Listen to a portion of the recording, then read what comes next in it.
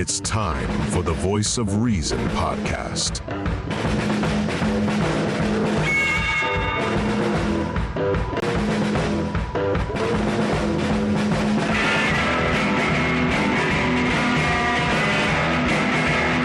Here are your hosts, Sean Phillips, Andy Van Beber, and Travis Kirkendall.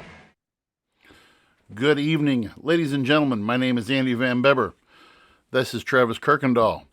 This is the Voice of Reason podcast. We are now officially at the halfway point of season 3, episode 26. Welcome, welcome, welcome. Today is the day before Halloween, or as I call it, pre-Christmas, Christmas Eve, because already with some of my friends on Facebook, I'm seeing them put up their trees. Good God. Let the jack-o'-lantern get stolen off the front porch first. Let Mary tell Joseph that she's pregnant. And come on. I think I told you guys, I don't know if we talked on the show, but they had Christmas stuff at my Walmart here, like before my birthday in September. I mean the aisle was packed. They had everything laid out already. There at some, I was talking to one of the basketball, and he's got parents he has kids that play in high school and middle school, and his wife's, I saw on his Facebook last night, she's putting up trees, and he said to me, and I was like, why in God's name are you putting up trees already? He's like, because my wife says that we need to have time to enjoy it, because once basketball season gets going, we're not going to have any time to put it up, or we're not going to be able to enjoy it. And I was like, oh, that makes sense. So, some people and then you got the people who put them up in November 1st, and then they don't take them down until February 1st. So I'm like, okay, but I understand. I guess. I'm not sure. But anyway, how was your weekend, pal? My weekend was good. We were pretty laid back, didn't do too much. No baby yet. No. Any day now. Due date's November 2nd still, so if the we'll water see. I mean, it sounds like it's gonna be the day they're saying. So what day? So what is the actual day that they're saying? Thursday, the 2nd. Man, yeah, because 31st Tuesday. So I'll either be doing the show by myself, or Sean is talking like he's going to be back next week, which makes me excited. Don't hold me to that, viewers. But by the way, I might still be able to do it. If my mother-in-law's here, I should be able to do it. But holy cow! By the way, the Helen Keller clip on TikTok last week blew the heck up. Did it? What was the? Well, the last time I checked, we were well over 1,200 on TikTok, around 300 or 400 on Facebook, another 200 on my own personal. So that thing went viral. I think it's a sign. We need to start doing just conspiracy theories. Oh my goodness! We need to change the name and everything. It'll just be a conspiracy theory podcast. I know. We could just do so much. Good evening, Mr. Coleman. Thank you for joining us this evening. It was apparently, and then some, you want to talk about a conspiracy theorist. A conspiracy theorist actually quoted on there, and she went on this rant about, I was just like, stop. Just stop. No more. We're good. We're good. But, anyway, so basketball season starts for us on Wednesday. Tomorrow's Halloween, so we're actually doing the original podcast air date of today. So, but anyway. Yeah, when's the last time we've done a Monday? It's been a while. It's been a hot minute. So, but I have and at 9 o'clock. Yeah, and 9 o'clock. Which if I start getting cranky, just I have my water, and I have a pack of Jelly Bellies here, so I'm good to go. So, but anyway, man, what a weekend! What a lot of events came down the pike this weekend. I know this isn't for a lot of people, but I can say this to Travis because he'll know. What would you just real quick your thoughts on the Tyson Fury fight Saturday? Ooh, yeah. Let me ask you this: do you think he should have won it? Yes. And here is why. So yes, Fury and the CompuBox like may have landed more, but a boxing fight isn't necessarily judged just by shots landed. It's also judged by, who is the aggressor, who is more effective with their punches. Mm-hmm.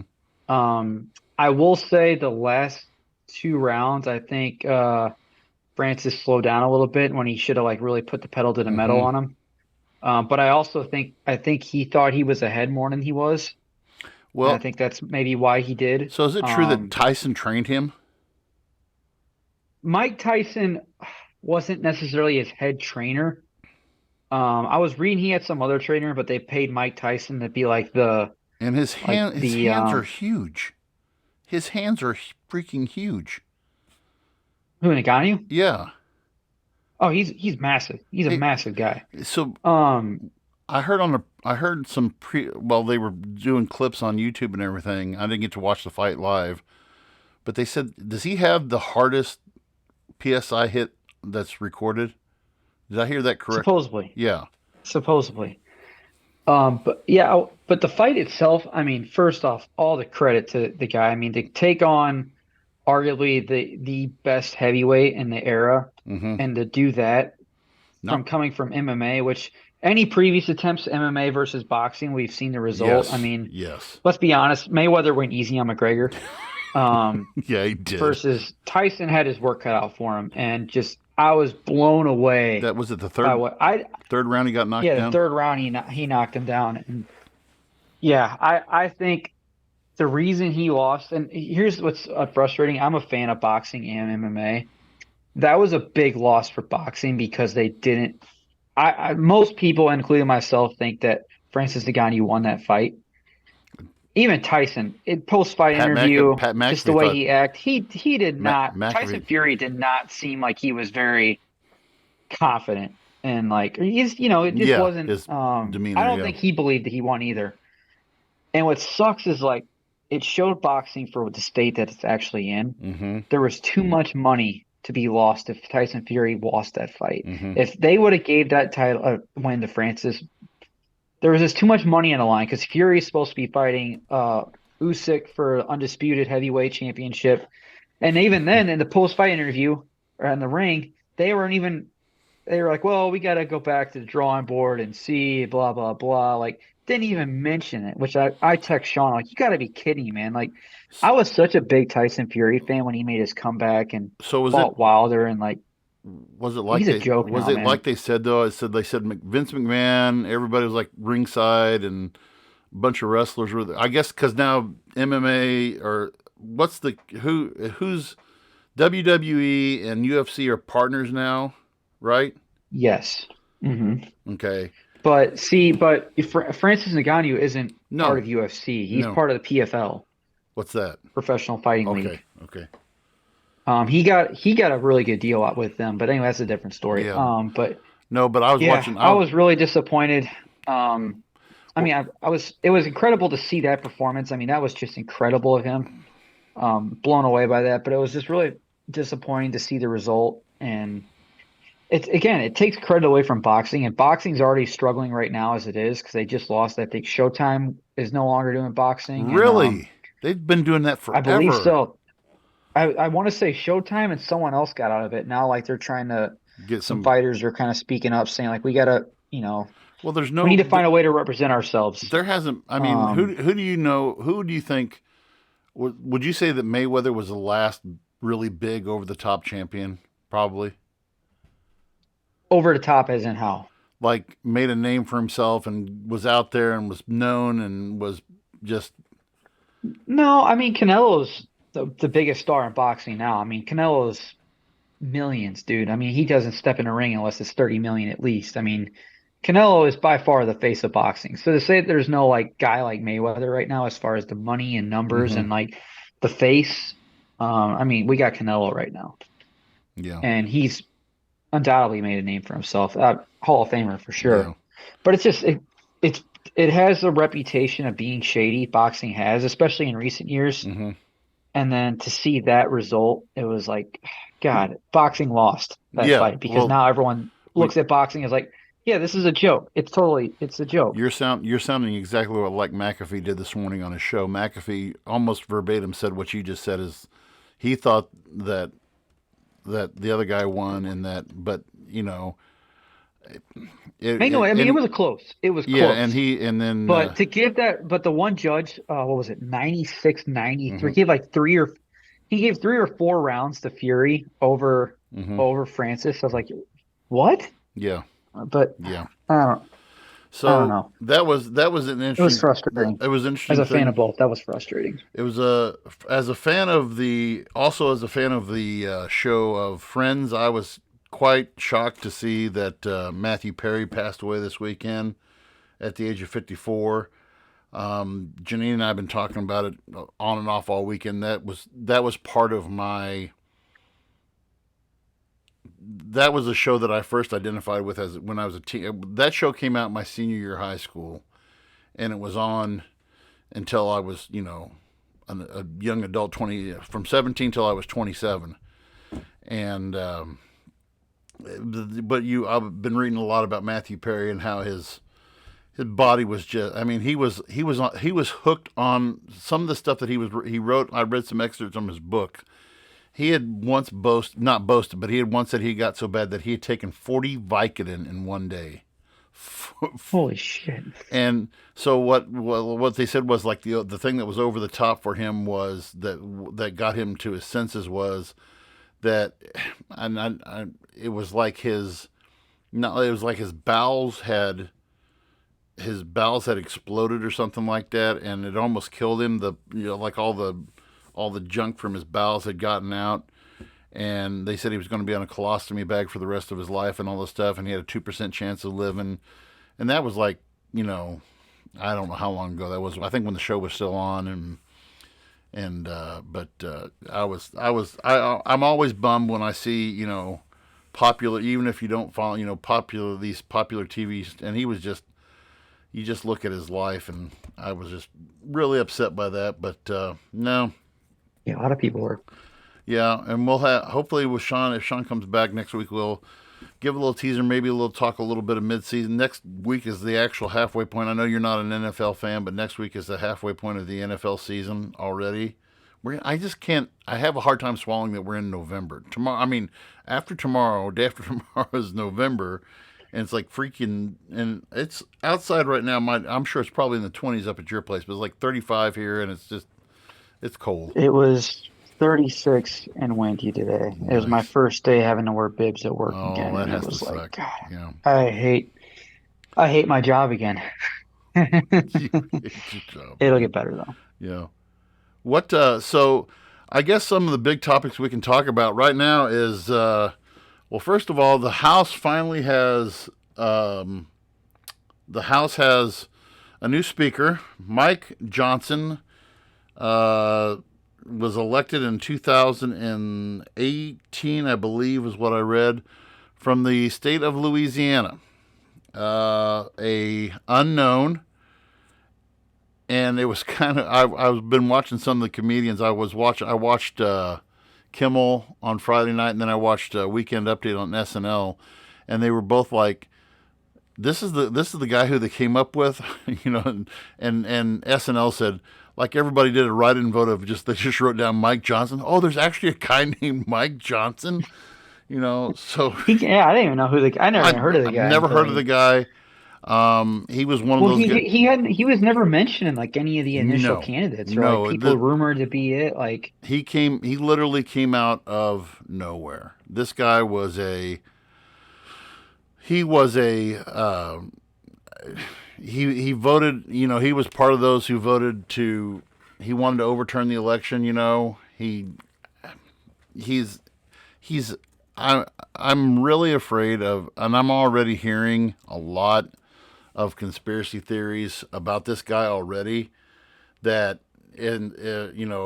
towards the election of 2024, that it will be that he will, if he's the Speaker of the House, then he'll have some kind of backhanded thing to try to get Trump, even if Trump doesn't win the vote and all this other stuff. I'm like, stop. We're not there yet. It's just, come on. What could he possibly do? Well, he can't do anything because it's the vice president is the one who verifies exactly. the vote. The vice, all the speaker does is bring the chamber to order, and that's it. But this guy, Well, do you even think this guy makes it to 2024? Because to my understanding, they could still vote.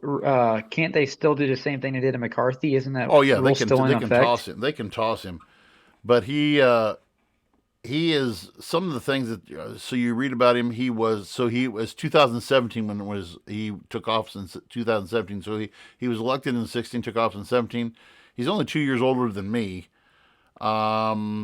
Representative of the 4th District, LA Shreveport area, LSU law degree. But one of the things that concerns a lot of people is that he has aligned himself, before he became speaker, with he endorses what's called the Congressional Leadership Fund, which is a super PAC, which donates a lot of money to the Republican Party. And this guy is, Of course, he supports that. these guys. So just to give you some idea, these guys on the election 2022, these guys spent $250 million on the elections in the House alone. Okay, so yeah, Holy shit! when I saw that, I was like, okay, so he's a party, so he's definitely a party crone. But just to be, it's the same group that put money down towards Kevin McCarthy. What this, and then so the bill as far as the bill that they passed, okay, and I'm trying to get the specific on this. If you Talking about the spending bill for the aid. Yeah, I was just reading about that. Was it 29 October? Yes, yesterday. yeah. So the Senate. I read that the Senate. I didn't know that it was before the Senate, but they said, so basically they've got a stopgap bill which is pushed it away for another 3 weeks. But the one that the House proposed was sent to the Senate, was rejected by a 56-42 vote in the Senate, and it requires 60 votes in the Senate. Which was this the Ukraine funding or was This was this the Prevent Government Shutdowns Act. Oh, okay. So, Because I was reading what I read, this was in regards to Ukraine and Israel. One thing I will say about this guy, and it's the only good thing I'll say that I like so far. The way they put this bill in, they did it as separate bills. So it's a separate spending bill for Ukraine and it's a separate one for Israel. right. Which finally we start doing that instead of just these big bundle bills. Now it's a small step, but I think that's a step, and that was a refreshing thing to see. As small as that was, I was like, okay, I can go with this. That being said, 61.4 billion for Ukraine. Wow. To me, that's get that money machine printing, Well, it's hard to believe. I think it'll be a year. Is it a year from tomorrow? A year from tomorrow that the election is a year from. No, the election will be a year from Thursday. Or a year from. Yeah, it will be a year from tomorrow. I think. November So roughly, yeah, roughly. At this point, and Colby says Biden will win, yeah. But, yeah. Which blows my... the reality, yeah, probably. But it blows my mind that people knowing... We know this guy is incompetent. We know he is old as fuck. People this is common facts. Like, it's on TikTok. It's on all the social media. Like, that's not a hidden thing. Right. And people will still vote for them because whether it's the lesser evil idea that's been like just manipulated into us, or if it's just laziness on the American people, which I think that's a big thing of it. I don't think people really want to do research on their candidates. They're just like, give me what you got. I'll sign off on him. And it's the fact that so many people are against Trump. It's like Well, so it this, it, it worries me. If he is our next president, it worries me. so the Hill reported last week, actually last I Monday, think he's still up a too. week ago today, the Hill reported, and I'm trying to see who this USA Today poll showed 37. Biden and Trump are pretty much in a dead heat right now. 37% Oh, apiece. really? It's Yeah, close. It got closer. yeah.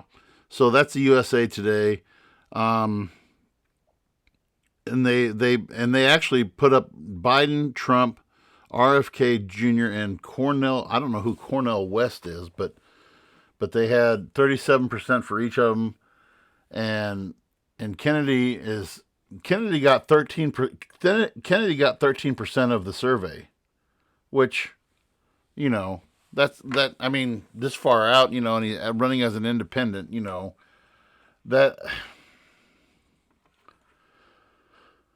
oh and this just came across the hill this as I just turned on here. He's part of the Green Party, this Cornell West guy. Oh, is he? So Yeah, I'm reading it now. Biden fires veto warning to House GOP on funding. The White House is threatening to veto the House Republican funding bills as the party moves to quickly pass partisan spending plans. The House bills would cut Department of Transportation funding by $7 billion. It would cut $1.2 billion from HUD, Housing and Urban Development, nearly $4 billion from the EPA. Wait, that's what Republicans want, or that's Yeah, what well, that's what the Senate. That's what they're passing. They want cuts for that. Okay. Yeah. So, and I, Why? Here's my issue right here.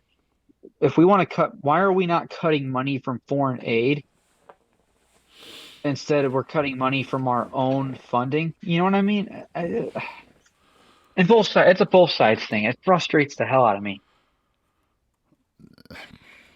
my opinion on foreign spending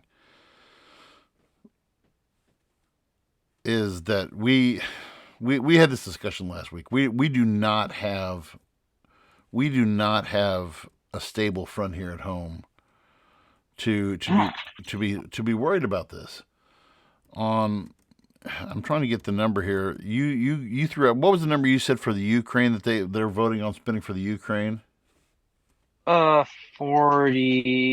61.4 billion for Ukraine. Hang on, of which 46.1 billion is for defense spending and 11.8 billion is for direct budget support.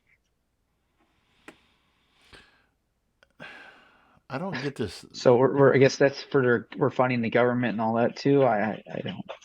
The countries who receive the most foreign aid from, and this is of course before, when you look at some of the, we heavily fund a lot of African nations. I'm really surprised when I look on this map of, like, for example, in Ethiopia, our friend Matt Klopsik just got back from Ethiopia. Or no, he was in Somalia, wasn't he? Was he in Somalia? I don't know. You're the one that was telling me about that. But like, for example, Ethiopia, $1.4 billion a year we send to Ethiopia. Just 1.4, Mhm. And last fiscal year, this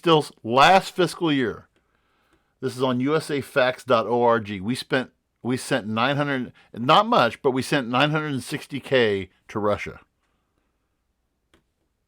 Why? So these And yet we can't get a high-speed rail system in the U.S. to help public transportation. Like it's like stuff like that, It's like, or even here, controversial.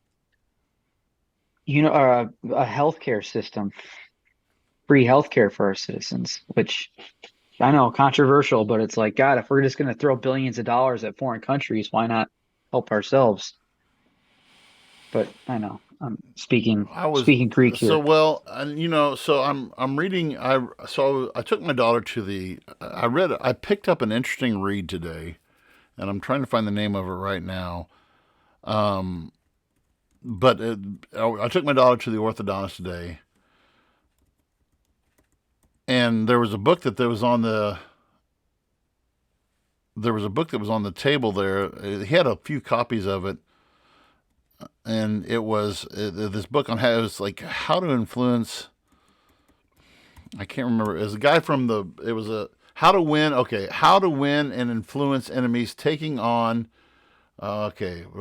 Taking on liberal arguments with logic and humor, and this is by a guy by the name of Will Witt. And so I am not a reader, but I was only there in we were only there for like 30 minutes. But this book, I read 3 chapters, and this guy covers a lot of different areas.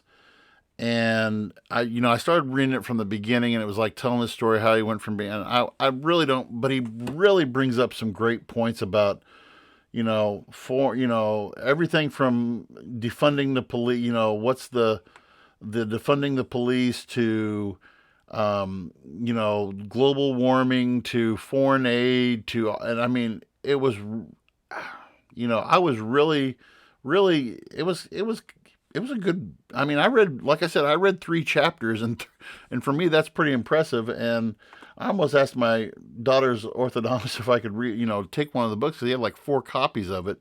But it was a really, interesting book. But when you read a lot of what this guy had to say in regards to some of these issues, how we had, being the world police force. You and I talked about this last week, and his, he's all about this. If we're not going to do it, who will? Which I could have had an argument with him about that. But then he started talking. I read another chapter on defunding the police, and then the whole thing on, this how global warming is just a total farce, and they've now, and I never really noticed this, but they went from calling it global warming to climate change, and I never really picked up on the language change of that. But I noticed that. But it was a It is, but it was. I would. That's just. I kind of jumped off track there, but that is. It was how to win friends and influence enemies, taking on liberal arguments with logic and humor. An interesting little read there. So, but that was, and again, talking about government. When you talk about government spending and how government is, what they're doing, I guess we can lead into our next topic with this. And I brought this up with the boys today. So this was something that was I guess the Pentagon announced this. I'm assuming today. So if you haven't heard, the Pentagon announces a new nuclear bomb 24 times more powerful than the one dropped on Hiroshima. This is called the B-61-13.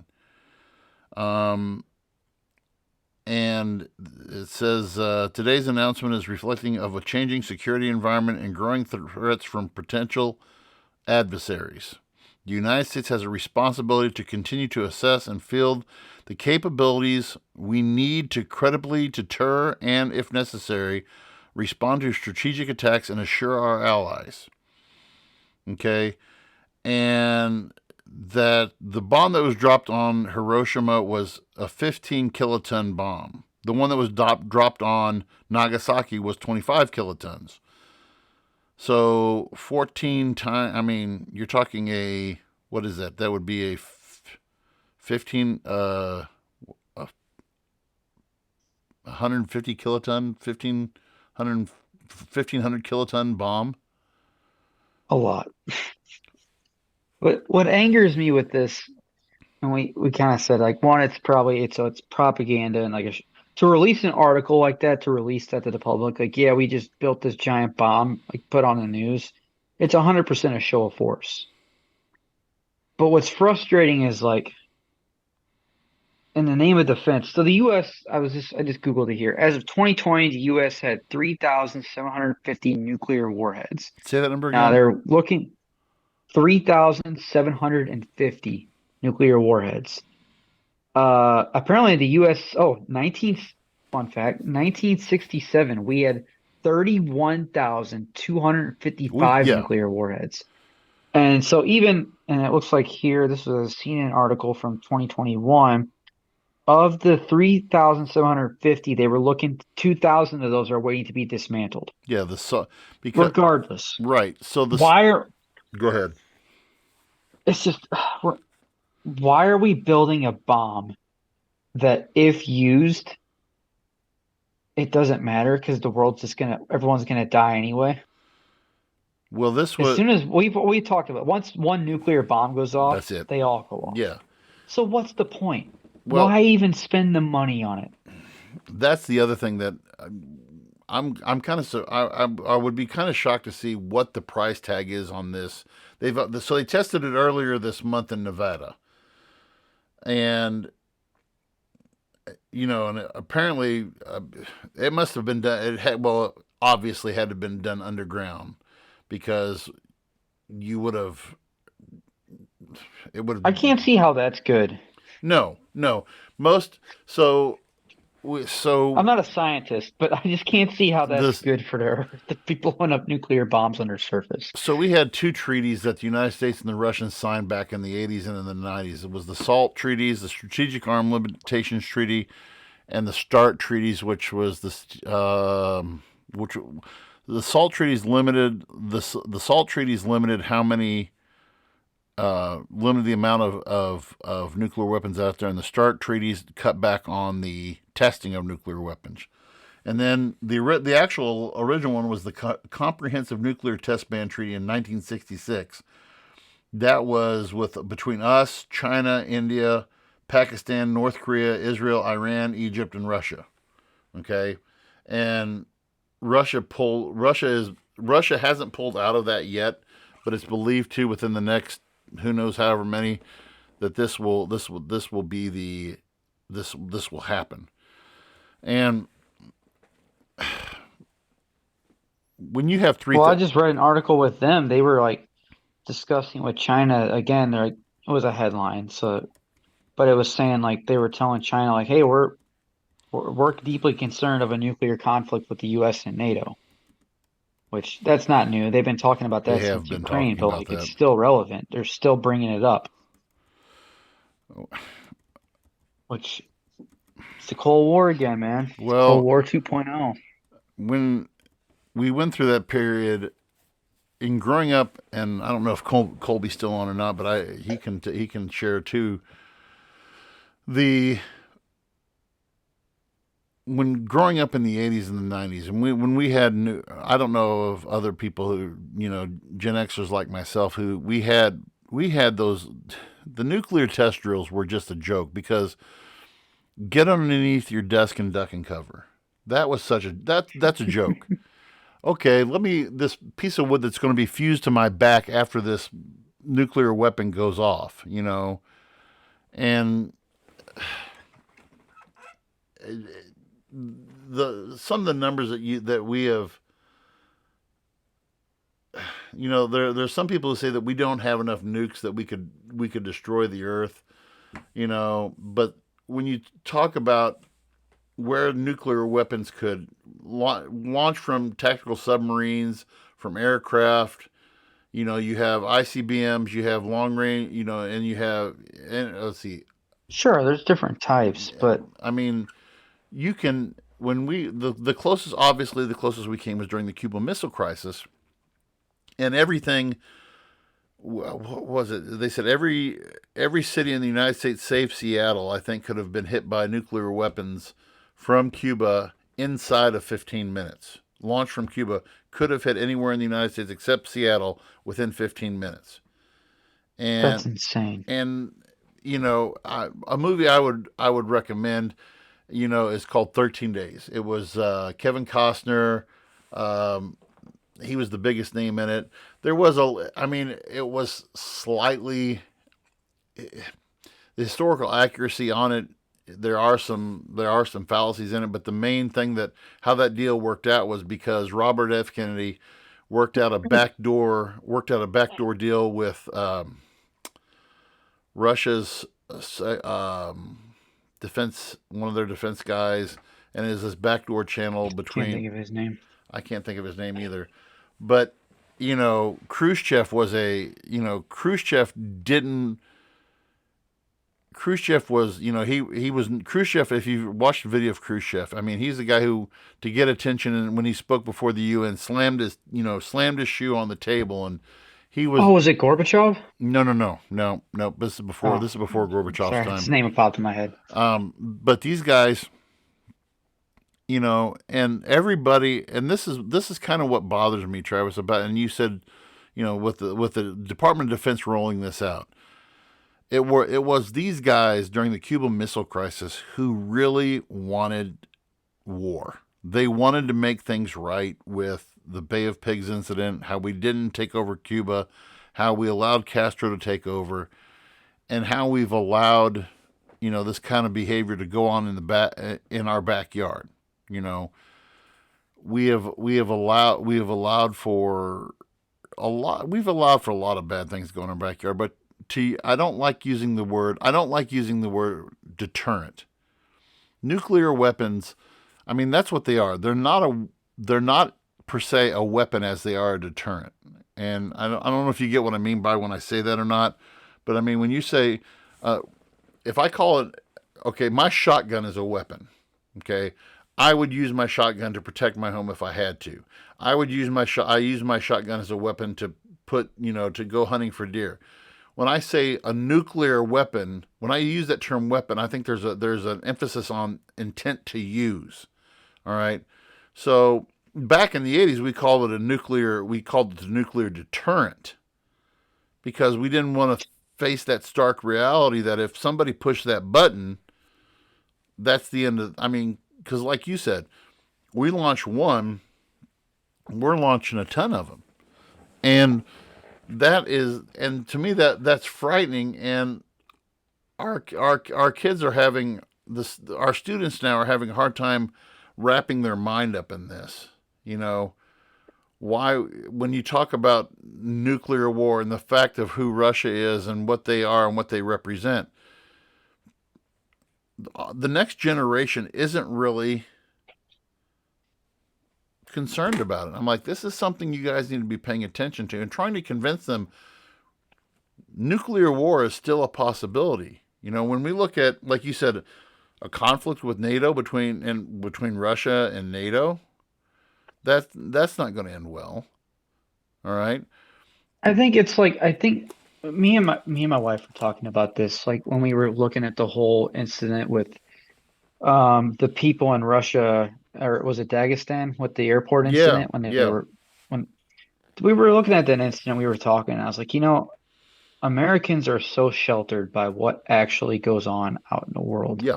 Especially younger generation. Like, unless they see it on TikTok or they see it on social media, which a lot of news is on social media now, but like, unless you're following those specific channels, you aren't seeing a lot of the stuff that goes on. Like, I don't think many Americans realize how heightened the state of the world is right now, unless you, I don't know. I don't think most people realize how close we are to whatever this is going to be if it becomes what it is. You know what I mean? Like, and you mentioned, we're looking at a potential. I don't want to be a fearmonger, but like you look at all these players in the game, and you look at things getting worse and worse and worse, and you see the U.S. getting more and more and more involved. It points at World War III, and I don't use that lightly. Mm-mm. And I hope to God that's not the case. And we've talked about this several times, but God, it is a real concern, and I don't think people realize. I don't think people realize that if there's a war in the U.S., that I think people forget that there's this thing called a draft. Yeah. Well, and that if there is a world war, there will be a draft. Make no mistake. And by the way, from what I've read, there was a rumor going around that Biden was going to reinstate the draft or whatever. From what I've seen, that was a fake. That wasn't real. But make no mistake, World War III happens. There will be a draft, 100%. Well, and so that's another trending thing that's been on TikTok is, you know, would you, talking. There's been a lot of people who have said, um, would you enter into the draft? And one guy had made a speech. The guy who I'm drawing a blank right now. He was on Parks and Rec. He was the Guardians of the Galaxy guy. Oh my gosh, what Chris Pratt. So Chris Pratt, Mm. he made a statement, and they turned it into a video on TikTok, and it was basically saying, our country needs us now more than ever. He's like, well, I'm not going to fight. He's like, that's not what I'm talking about. I'm talking about you being available for your country to make a difference in our world, to make a difference in our country. We need to be available and make ourselves aware of what's going on in the world around us and what's going on with your neighbor. Stop being secluded. And he brought out, people being secluded in their own little world within their social media, within their phone, within their, you know, and I, if you look at, you mentioned we're not aware of where our world state is. If you have you ever heard of the doomsday clock before? Hmm. Okay, so the doomsday clock, which is the science and security board of the atomic science of the world's atomic scientists, so we are right now sitting at 90 seconds to midnight right now, which is the farthest that we've been all over the place. Okay, you can actually look. There's actually a timeline you can look at that tells you how close we've gotten to. You know, um, we've been at 100. We've been at 100 seconds to midnight. 2017, 2.5 minutes to midnight. 2016, 3 minutes to midnight. Then we were at 2012, 5 minutes to midnight. And in my lifetime, so let's see, 19 1991. So this was after the fall of the Soviet Union. 17 minutes to midnight. Okay, that was after the fall. That was after the fall of the Soviet Union, right? Communism started to fall in Eastern European nations in 89 and 90. 91 it fell in Russia. 91 it was 17 minutes to midnight. Okay, so right now, so we're at 90 seconds to midnight. And what that is saying is where we are at as far as conflict. What kind the conflict that's going on in the world, and who has access to nuclear power. And we should be paying attention to countries, and I want to tie this in with what's going on in Israel. As far as you might want to look this up. I don't think Israel has. Do they have nuclear weapons? I don't think Israel has nuclear weapons. I'm pretty. I want to say they do. I know Iran is obviously it's nuclear power that they're working on. Estimates.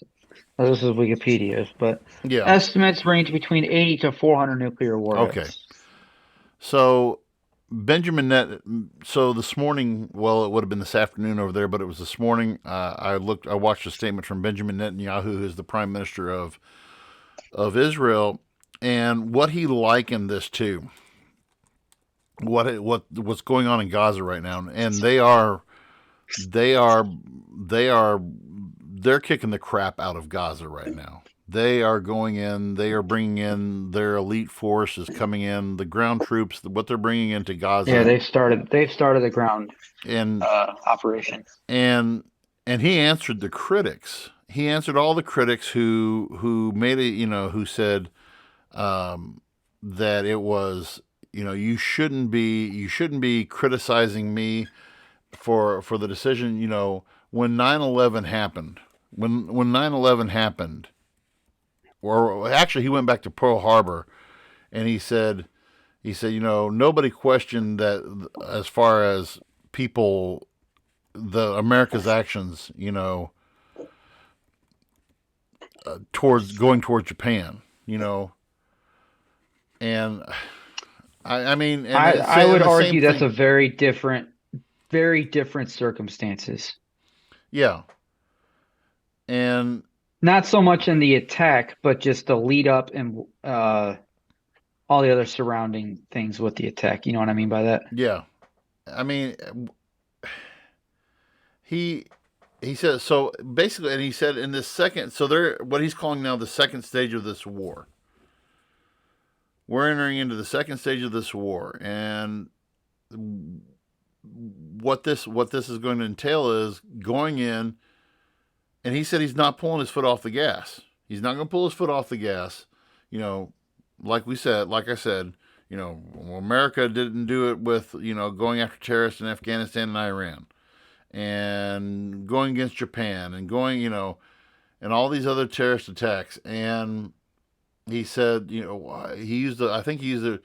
We're not if we give up, if we agreed to a ceasefire, we would be agreeing to the terms. We would be basically, the way he put it was, I think the term he used was, we would be surrendering to terrorism, and we would be surrendering to barbarism.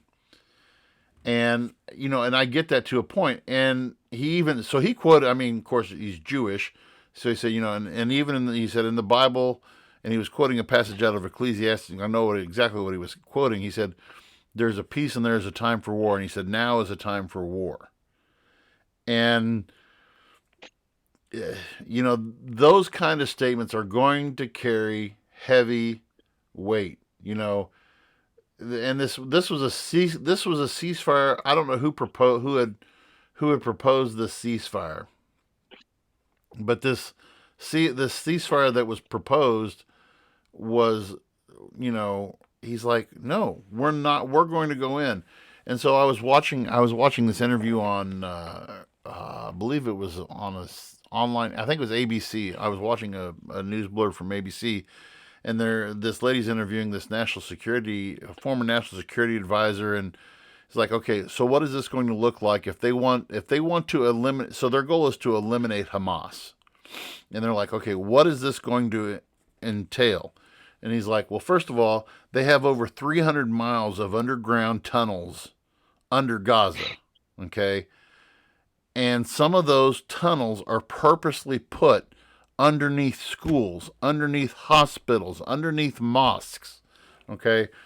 And if anybody goes into these places, this is going to, I mean, you want to talk about poking the bear, you're going to seriously poke the bear, not just in Gaza, but across the Muslim world, all right?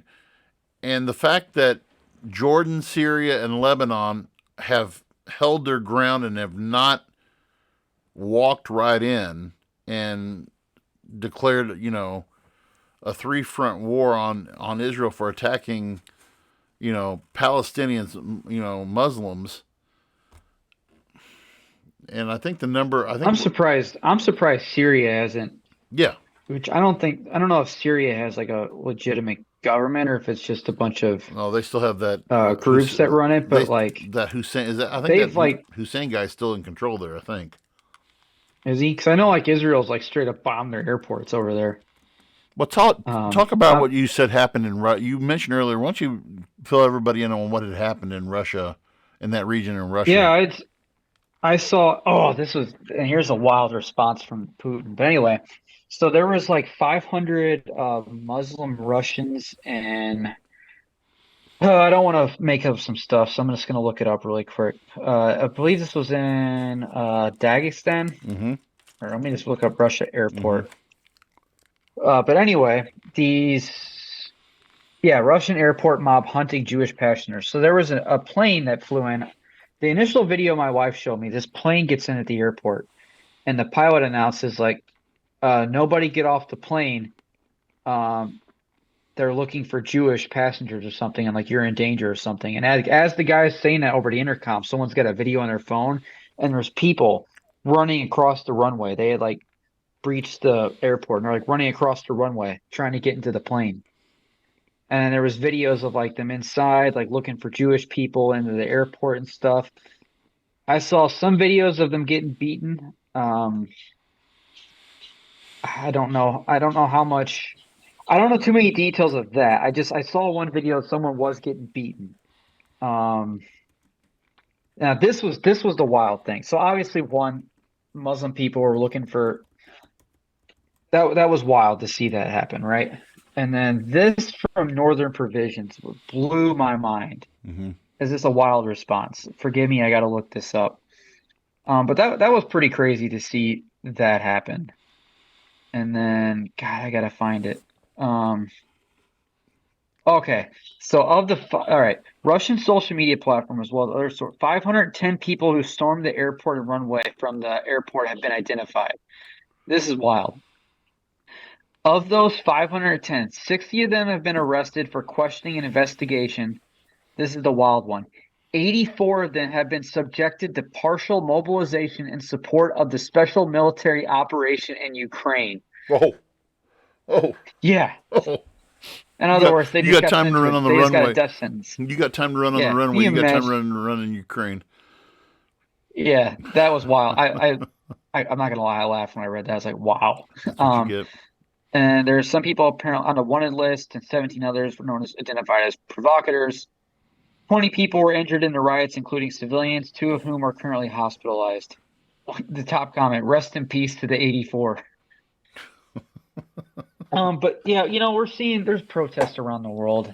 Well, That was a pretty big deal that happened over there. did you see the Further divide in religious groups, and it's just, well? So there's a guy. So the Democratic senator from Nevada, which is Jackie Rosen. She's Jewish. Okay, and there's this guy John Anthony Miller of Las Vegas was arrested Thursday of last week and appeared in federal court on Friday in connection with one count of threatening a federal official. According to documents, Miller left a series of threatening and anti-Semitic voicemails at a Nevada senator's office this month, referred to Israel, Palestine, and the West Bank. What it referred to him as what? They said we left anti-Semitic voicemails. I'm curious what that is though. Like, Well, who knows? I mean, you know how that kind of stuff goes. He could have said anything, and they could have called it. You say anything right, negative about something, right. they find a word to throw at you. Well, So until specifics come out of that, I don't know so what I think of that. based upon all we always said, and we can end on this tonight. I want your straight up opinion. Do you believe that Israel has the right to do what they're doing right now in Gaza?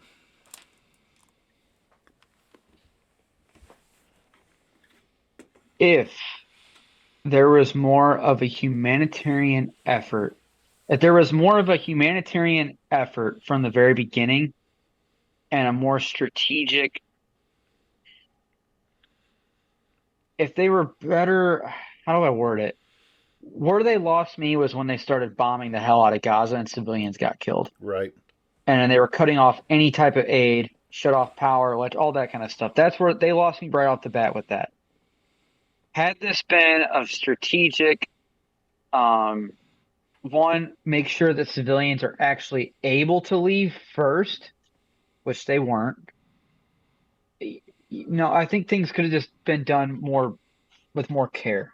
And I know that's difficult to say given, what they experienced and how that it was experienced. I mean, I'm not defending what Hamas did. No. It was tragic. But the answer to that is to not start lighting up an entire city. Again, the third most concentrated city in the populous world. area in the U.S. or not in the U.S. the the world. In the world, yeah. And half the population's children. The average age there, the median age is 19 years old. There's a lot of kids that have to be in that area for your median age to be only 19 years old. So you're bombing a place it's a large children population. And here's what's I don't think is being discussed enough. We have this issue with, Palestinians, Muslims, Jewish, religious issues, right? Mm-hmm. And ideas of terrorism and stuff. Mm-hmm. Think of how many kids have now grown up and seen this. Well, it's ingrained in them now. Well, you're instilling the Israelis bombed us. They attacked us. They did this and that. Yep. And you're instilling another generation of hate. Yeah, exactly. And that's what it was. Just so many. Yeah. So, do they have a right to defend themselves? 100%. Do they need to be more strategic about it? Yes. And even the U.S. was guilty of it. I mean, the amount of civilians the U.S. killed in Afghanistan and Iraq in the initial days is some of wild our too. I mean, some of there's those. no excuse for that. Well, I mean, you look back at some of the drone strikes. What was the one? Was it in Afghanistan or Iran where we ran drone strikes and they hit the targeting was off and it hit a school or something like that. I forgot which one if that was That was was that Afghanistan? it was Afghanistan or Iraq. Yeah, it was. But to me, I expect I can't wrap my mind around this because we have grown up. We're blessed to live where we live. We are so far. I mean, it is another world to us. But if you go think about this, if you lived in, let's say you lived in Italy. Let's say you lived in Italy. You could be within a day and a half, 2 days drive from Israel, right? I mean, theoretically, 2 day. I As mean, the crow flies, I guess, right? but for us, I mean, it's a world away. Yeah, it's a whole continent away. That's way over on the other side of the world. But when I put myself and to answer my own question, I have always been, raised in the church. There's many verses from the book of Psalms that say, pray for the, deliverance of Israel, pray for Israel, pray for Israel. And I never really knew until I got a little bit older as to why Israel was so important. And hey, Jonathan Guthrie just got on. Hey, Jonathan. Yeah, but when you look at the history of Jewish people, they have been. I mean, this isn't the extent of what people know about the persecution of Jews goes to the extent of the Holocaust. But it's gone on much, much longer. There's a thousands of yes. years, thousands of years. They have always been. I mean, they've been pushed from place to place to place to place to place. And we talked about this last week when in 1947 when the UN said, "Here is your homeland. We owe you this much. We owe you this. We the world owe you this." I agreed with that statement. But what about the other 1 point however many million Palestinians that live there? What are you going to do for them? So now you're going to justifiably give a home to Israelis because of what happened in World War II, but at the same time you're displacing, what about these people who already live there? And so out of that Hamas is born, out of that Hezbollah is born. And it was really not in the Jews' hands. It was actually British Palestine. It was in the British's hands. And the British and the UN worked out that deal, and I'm sure there was money that was passed under the table, but it was never really the Jews' intent. I say this, I don't think, in my own heart of hearts as a historian, I don't think it was in the Jews' heart to say, ha ha ha, Palestinians, ha ha ha, Muslims, we got you again. I don't see it as that. I don't think it was something like that. It was deliberate to say we're going to displace the Muslims because, I mean, I'm sure there were Muslims who fought alongside the Allies during World War II. No, I'm sure. I'm sure. But now it's turned into this. Okay, so Jews have reassumed, not voluntarily, but they have reassumed this role of being the scapegoat of the problems in the world. When you go back to the Middle Ages, you went back to the plague. Do you know that they blamed the plague, the Black Death, on the Jews? That the Jews were poisoning the water. I didn't know that, actually. Yes. There was in European history, you can read about this during the Middle Ages, during the plague, the Black Death. They blamed, the Jews were poisoning the water. I mean, it's just stuff like that. Amazing how far we've come as civilization. And you have Adolf Hitler, who said, "Well, the reason why we lost World War I was there were too many Jews in government. It was all these Jewish bankers and Jewish warmongers who wanted, scapegoat the Jews, scapegoat the Jews, scapegoat the Jews."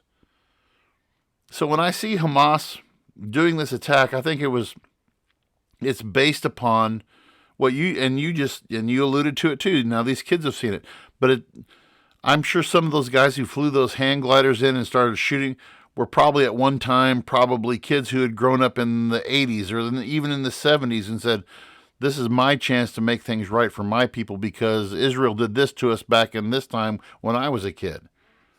All you're doing, all they're doing is just I don't know what the term I'm wanting to use here, but they're basically just repeating the cycle. This is not something that's going to go away. Do they have the right to defend themselves? Absolutely. Do they have the right to go out and try to eliminate Hamas? Absolutely. The means by which they are doing it, though, is not healthy. And to me, what Netanyahu said today is we're justifying this in the name of collateral damage. Okay, there's going to be some collateral damage. When this all comes out in the wash, after this is all done, I guarantee you Benjamin Netanyahu is going to throw some people under the bus, and there's going to be war crimes that are going to come out of this. That we're not seeing a ton of cell phone, YouTube, and if there is, I'm missing it. TikTok and YouTube videos that people taking videos on their phone right now, but cell service is down and getting it in and out. I'm sure that there's going to be a ton. Once this is all said and done, there will be a ton of videos that will come out, and Israel is going to look just straight up. There's evil. already calls for Netanyahu to resign. Yeah. In his own country. Yep. Because there's a lot of Jews who said, there's Jews. You think about some of these guys who've been around since the 40s. This has just been a pattern that they've seen over the years. They attack us, we attack them. They shoot us, we shoot them. But this time it was over 2,000 people it wasn't that many. It was 200 or something that was killed at that festival. But that's still more than any, So that's the world we live in. So I promise next week we'll try to have a more cheerier show. But, we wanted to address some of these issues this week. Yeah, we've just been doing the current events, the big things. So our government's kind of been in a frenzy, so we haven't really. The speaker news has been the only thing we've discussed with that. We need to put on maybe some tinfoil hats next week or talk sports or something just to, and maybe we'll see a picture or pictures of an adorable baby boy, and so should by next week, yeah. But our best to your wife and to you, and we hope. Thank you. We know the good Lord will give a blessing there, and we'll keep you posted out there. Keep an eye on our Facebook page. We'll keep you posted. So anyway, so that is all for this week. For Travis Kirkendall, my name is Andy Van Beber. This has been the Voice of Reason. Please follow us, like and subscribe on Twitter, Facebook, YouTube, Instagram, Twitter, wherever we're at. Follow us, share with a friend. We'll talk to you all next week. Thank you for listening to the Voice of Reason podcast.